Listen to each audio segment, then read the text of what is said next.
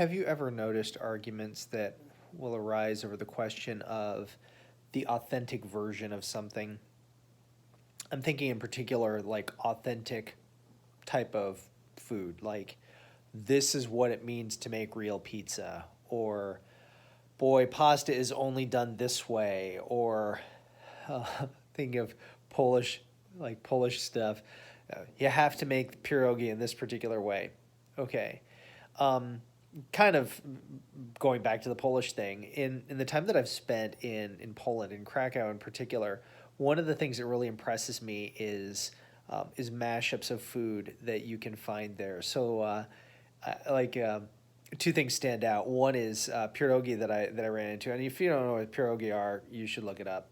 But pierogi that were a combination of pears and gorgonzola cheese, and they were just amazing, and definitely not quote unquote authentic, meaning like the typical way for doing it.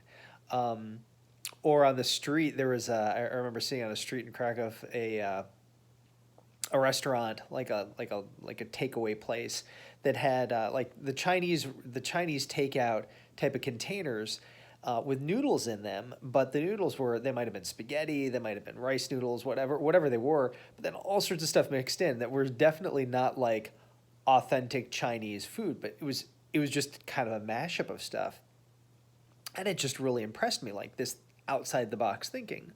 Um, so I guess I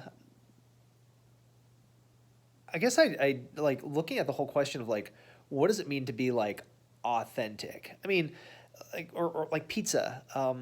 Pizza in Italy is pizza in Italy, which tastes a heck of a lot different from Pizza Hut or Domino's or um, Papa Murphy's or Chicago style or St. Louis style or Brooklyn style. Like everybody's different. You kind of have variations on a theme.